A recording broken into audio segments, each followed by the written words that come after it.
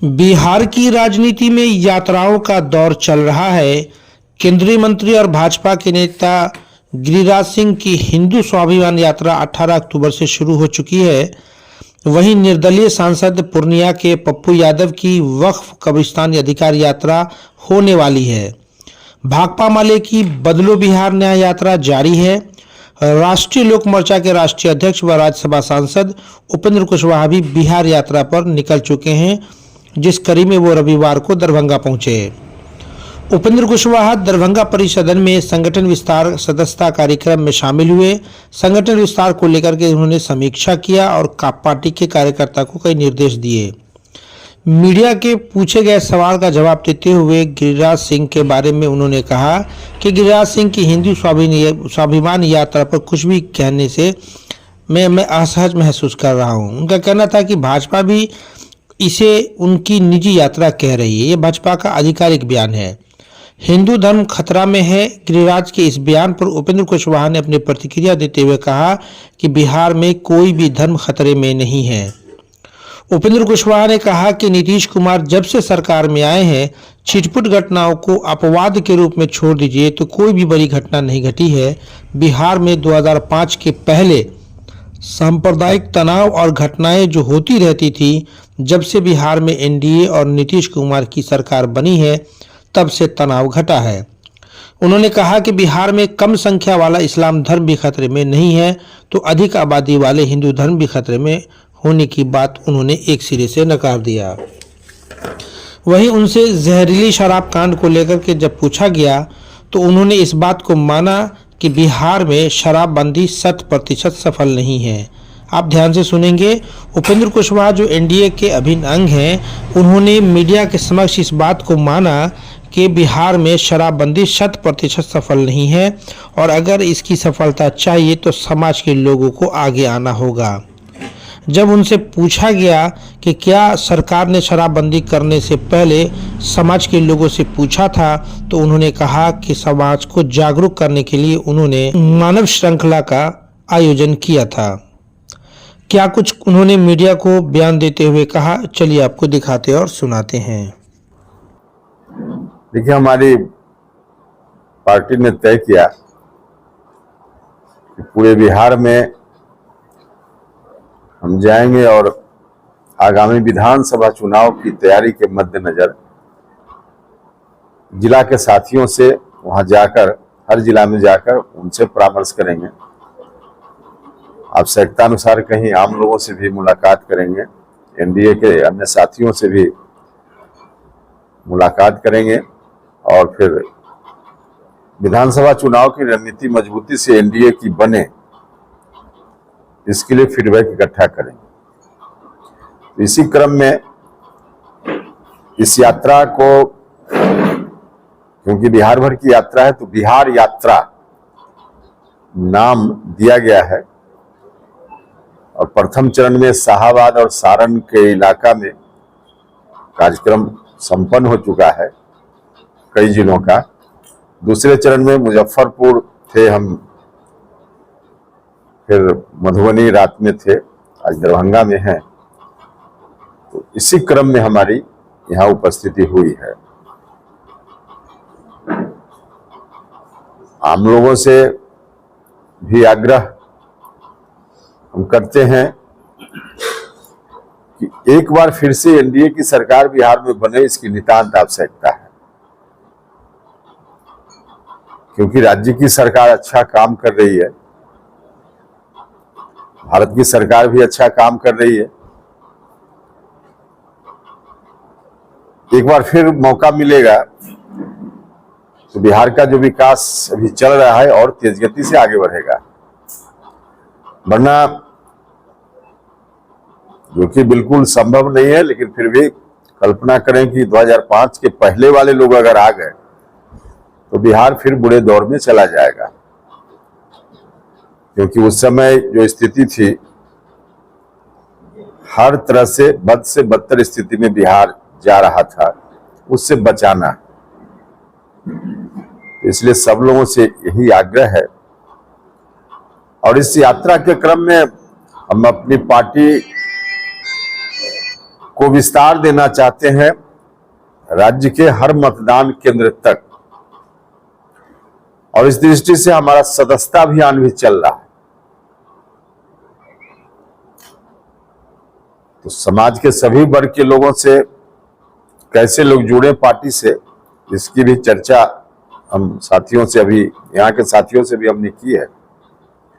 इस अभियान को और आगे बढ़ाना है और हर व्यक्ति तक पार्टी को पहुंचाना है। कहां कौन सीट पर कौन पार्टी, यह तो चुनाव के कुछ पहले तय होगा। जहां हमारी पार्टी की ओर से उम्मीदवारी उस समय होगी, वहां मजबूती से हमारे लोग उसको जिताने का काम करेंगे। जहां एनडीए गठबंधन में दूसरे दल के भी उम्मीदवार होंगे, उनको भी हमारे लोग वहां तभी मजबूती से मदद कर पाएंगे जब हमारा संगठन वहां मजबूती से खड़ा रहेगा। तो इस दृष्टि से कोशिश हमारी है पार्टी को हर मतदान केंद्र तक पहुंचाने की। इस बीच अभी 2-3 दिन पहले से एक दुखद घटना, जो सारण के इलाका में जहरीली शराब के कारण बड़ी संख्या में लोगों की मौत हुई है। Doctor Nawaz dental, skin, hair and laser clinic Darbhanga. इस क्लिनिक में बाल झड़ना, डैंड्रफ, गंजापन, पिंपल, चेहरे पर झुर्रियां एवं दाग धब्बे, सफेद दाग के निशान, चोट के निशान, चेहरे पर कालापन सहित हेयर ट्रीटमेंट और दांतों का संपूर्ण इलाज होता है। हमारे 2 क्लिनिक है। पहला क्लिनिक नियर मिल्लत कॉलेज रहम खां दरभंगा और दूसरी clinic Gangwara near Mithila power mill Darbhanga. यह दुखद है, चिंता इस तरह की घटना हमें देती है। माननीय मुख्यमंत्री जी बहुत प्रयास कर रहे हैं कि लोग शराब न पिएं, और इसलिए उन्होंने कानून भी बनाया। तो बहुत दूर तक तो नीतीश जी अपने अभियान में सफल हैं शराबबंदी के काम में, लेकिन 100% सफलता तब मिलेगी इस काम में जब समाज के लोग भी इस काम को अपने हाथ में लेंगे, सहयोग करेंगे। वरना सिर्फ सरकार के बूते 100% शराबबंदी हो जाए, यह कभी संभव नहीं। सरकार अपनी जगह काम कर रही है, लेकिन आम लोगों से भी मेरी अपील है, मेरा आग्रह है कि सबको मालूम है शराब गलत चीज है, बुरी चीज है, नहीं पीना चाहिए, जानते हुए भी लोग पीते हैं। तो लोगों से आग्रह है कि लोग सरकार का सहयोग करें, और सरकार के सहयोग से ज्यादा अपने आप का सहयोग करें। तो इस तरह की घटना तो दुख पहुंचाती ही है, लेकिन आगे न हो इसके लिए आम लोगों से, क्योंकि तत्काल की घटना है, बीच में भी कभी कभी और भी होते रही है, तो ऐसी घटना तभी रुकेगी जब लोग जागरूक होंगे, सतर्क होंगे, और सब खास करके बुद्धिजीवी, अब पत्रकार बंधु, सब लोग मिलकर समाज के लोगों को थोड़ा प्रशिक्षित करेंगे, तब जाकर यह काम हो पाएगा। अच्छा बिहार बनाना है, अच्छा देश बनाना है, तो सब काम सरकार के बूते नहीं छोड़ा जा सकता। सरकार की अपनी सीमा होती है। आम लोगों को, क्योंकि नुकसान अंततः इस तरह की चीजों से आम लोगों का ही नुकसान होता है, तो इसलिए सब लोगों को आगे आना चाहिए, सहयोग करना चाहिए। सर, 50 लोगों से अधिक लोगों की मौत हुई है बिहार में शराब पीने से। तो क्या लगता है कि सरकार को शराबबंदी पर पुनर्विचार करनी चाहिए? नहीं, इससे क्या हो जाएगा? देखिए, शराब जिन राज्यों में नहीं बंद है वहां भी मौत होती है, इसलिए शराबबंदी से इस घटना का मतलब नहीं है। इस घटना, शराब जहां बंद है वहां भी मौत हो रही है, जहां शराब नहीं बंद है वहां भी मौत हो रही है। इसलिए हमने कहा ना कि पुनर्विचार का मतलब, पुनर्विचार करने से क्या हो जाएगा? आम लोग जब तक इसमें सजग नहीं होंगे तब तक नहीं हो पाएगा। राज्य सरकार पुनर्विचार भी करे तो सरकार के चाहने मात्र से कैसे हो जाएगा? सरकार तो चाह रही है सरकार की शराब लोग ना पिए, फिर भी लोग पी रहे हैं, और चूंकि छुपा कर पी रहे हैं तो जहरीली है क्या है लोग ले रहे हैं। तो लोगों को ये पहली घटना तो नहीं है, इसके पहले भी घटना हुई है। तो इस तरह की घटनाओं से लोगों को सीखना भी तो चाहिए। अब मर रहे हैं लोग और फिर भी हम शराब पी रहे हैं। कोई तो कोई जिम्मेदार हो, जिम्मेदार हम आप सब जिम्मेदार हैं। फिर भी नैतिकता के आधार पर नहीं, नैतिकता के आधार पे तो हम आप सब जिम्मेवार हैं। क्या आप ये कहना चाह रहे हैं कि जिस तरीके से आपने कहा कि समाज को इसमें आगे बढ़ के आना पड़ेगा, तभी बिहार में शराबबंदी जो है मुकम्मल या सफल हो पाए? हाँ। तो क्या सरकार ने जब शराबबंदी लागू किया तो क्या सरकार को चाहिए था कि पहले समाज को अवेयर कर ले? क्या ऐसा नहीं होना चाहिए? देखिए, सरकार ने अवेयर करने का काम किया है। मुख्यमंत्री जी का अभियान उस समय शुरुआती दौर में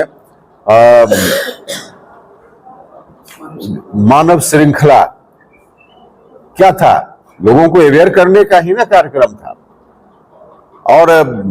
और भी दूसरे तरीका से। तो हाँ, कई तरीके से जो अभी भी चल रहा है। लेकिन हम फिर कहेंगे कि सरकार के मात्र चाहने से नहीं हो पाएगा। सरकार को के ऊपर तो बहुत सारी जवाबदेही है, बहुत सारा काम है। कुछ काम समाज को अपने हाथ में भी, सरकार के साथ साथ अपने हाथ में आम आदमी को भी लेना। एक तो भारतीय जनता पार्टी का जो ऑफिशियल स्टेटमेंट आया है माननीय प्रदेश अध्यक्ष दिलीप जायसवाल जी का, उन्होंने खुद ही कहा है कि बीजेपी की यात्रा नहीं है। इसलिए जब बीजेपी की यात्रा नहीं है तो उसमें हम लोगों को क्या टिप्पणी करनी चाहिए, कोई बहुत आवश्यक नहीं।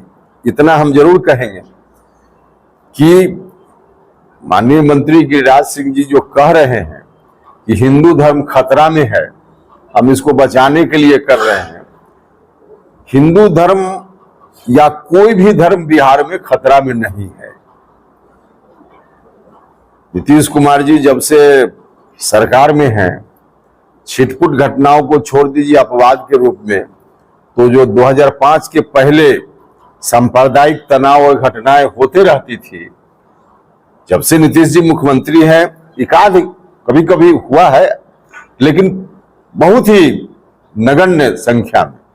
तो नीतीश जी के रहते हुए और एनडीए की सरकार के रहते हुए कोई धर्म, हिंदू तो बहुसंख्यक लोगों का धर्म है, इस्लाम धर्म भी खतरा में नहीं है। यहाँ जो कम संख्या वाले लोग हैं धर्म मानने वाले, उनके सामने भी कोई खतरा नहीं। तो किसी धर्म के हिसाब से कोई खतरा नहीं है, तो फिर यह कहना कि हिंदू धर्म खतरा में है, हम इसलिए यात्रा कर रहे हैं, यह समझ ठीक नहीं।